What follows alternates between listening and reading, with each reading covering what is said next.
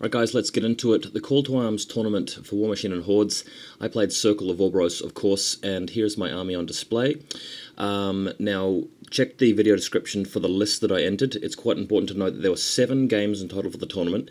The first 2 are at 20 points, the next 2 are at 30 points, and the last 3 are at 40 points.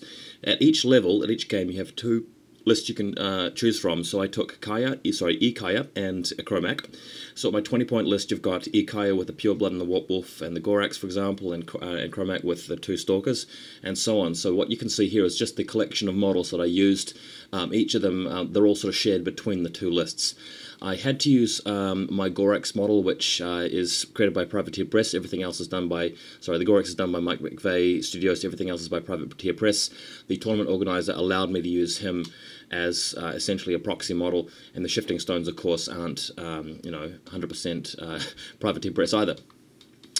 But that's how it went. I didn't win top painting. I tried my best, but Chris Baker, the guy from Auckland who has taught me how to play and got me into the game, won it, and I voted for him too, because his army does look spectacular and he's a better painter technically than I am. But I did my best, and I was proud of my army at the tournament, getting everything done.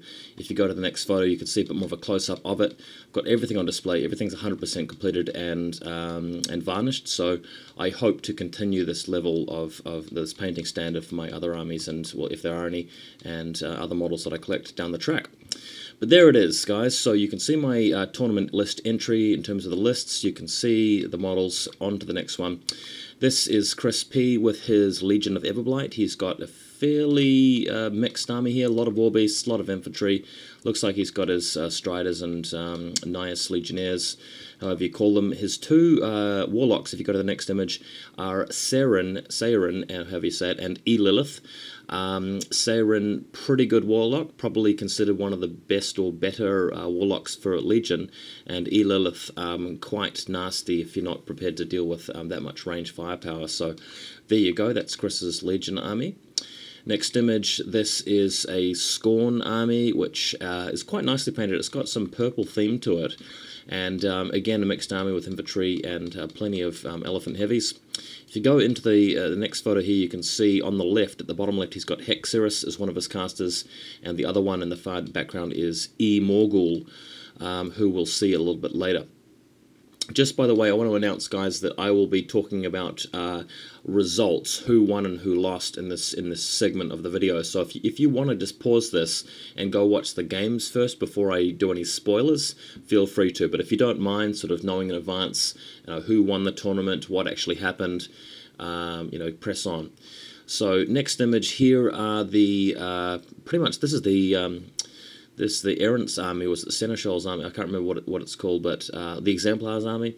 I don't know how you would define it, but it's Protector of Menoth. He's got lots of infantry, and if you go to the next photo, you can see he's got what looks to be an avatar. His 2 casters are the Harbinger, also known as Harby, and P. Krios, if you see him pictured to the right there. This guy, I think, did reasonably well. And nice striking white army for the battlefield. Next image, this is the only Retribution player at the tournament. His name is Dan, and he had a massive battle engine there with a ball of string representing the kinetic effects of the Arcantric Force Generator itself. If you go into the next image, you can see his 2 casters here. One of them is Dawnlord Vyros, and the other one is that chick with the 2-headed spear. I can't remember what her name is, but I quite like his little birdie flying from the little little mount there. Next photo shows you his battle engine in a bit more detail, nice and neatly painted, and the color scheme obviously stands out really nicely. Next image, this is another Protector of Menoth army. I really like the paint job on this one. The purple is quite striking and really helps the white to stand out. Next image, you can see a bit of a closer up. He's got P. Scaverous and he's got Thyra as his 2 warcasters for this one. And yeah, pretty decent painting all round. I mean, I thought this guy was one of the better painters of the tournament. Next image, somebody has taken Kara Sloan for their Signar force. I think that this particular picture you're seeing here only represents some of the models that he was using for one of his lists, so he didn't bother unpacking the other list that he used. He's just got Kara and these ones, I think, for his 30 or 40 point list, can't quite remember. Next image, this is Chris Baker's army. Some background on Chris. Chris has been playing for a number of years now. I've known him for a while, but I've only obviously been playing with him and talking to him over the last couple of months about Warmachine Hordes, because that's, you know, me getting into the game. He came around to my place and played through a few battle box games with me, and generally answered all my rules questions and general questions about the game and the scene, gave me advice on my lists. And this is his army here. Not only did Chris come first place in the tournament, beating everybody, he also came first place with painting as well. And what may surprise you guys is that he took the two warcasters P. Haley and the warcaster Darius, and those guys are not considered to be the better Signar casters by a lot of people on the internet. In fact, a lot of people say that Darius is one of the worst casters around. But you've got to remember that this is a game where the local metagame really makes a big difference. The tournament format makes a big difference if you're playing 20, 30 points and so on. And obviously, most importantly, the experience and the ability of the player really trumps any of the other factors. So Chris managed to do it with this list. He's got an awesome Stormstrider. So let's go to the next photo for some eye candy here. We've got E. Haley with a lot of sort of glow source lighting from her eyes. Very neat paint job, and I think that Chris's real strength is, even though his colour schemes are a little bit boring, they're just out of the book, should I say. I mean, that would be nitpicking. That would be the only negative thing I can say there, because everything's done crisp and clean and well blended, and with a lot of technical precision. Next photo, unfortunately, the camera focus is not on the Stormstrider, but you can see his jacks really nicely there. And next photo after that, you can see his Journeyman Warcaster. He's got Darius there, and just everything exquisitely painted. So, you know, this is the reason why I didn't win Best Painted and Chris did. I didn't even know if I would have come second. I mean, there's some other pretty good armies around.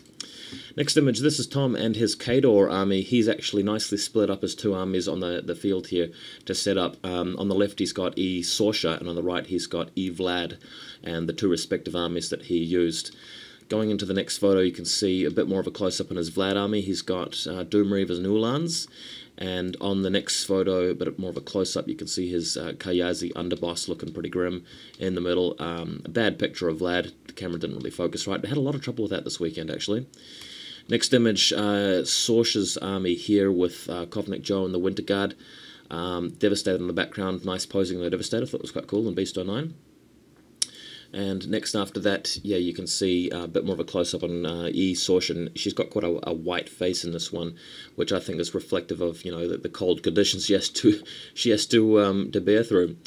Next image, a Circle of Ouroboros player. There were actually 4 of us, very surprisingly, at the weekend, with only 26 players, 4 of them Circle, and you know, there were no more than 4 players per faction around the event. So nobody took the same race 5 times, for example. But this guy went heavy on his infantry. He had Morvana and Kromac, and obviously his Morvana list has Wolves and Blood Trackers and Blood Weavers and all sorts of goodness. He's even got the Argus in there. I think this is actually a Morvana tier list, possibly. Next photo, you've got Kromac and the Warbeast. I really like the how he's done the Satyr, the Shadowhorn Satyr and the Pureblood with sort of leopard skin print on them, which I thought was quite cool. He's got the Druids there as well. Next photo, a bit more of a close-up on his Wolves of Ouroboros, which are nicely done, and you can see his worldwide shining away in the background. Next after that, we've got Signar on the particular table. I didn't play on this table, but it had a lot of water effects, and there was a lot of debate, well, you know, from the guys that I was staying with, between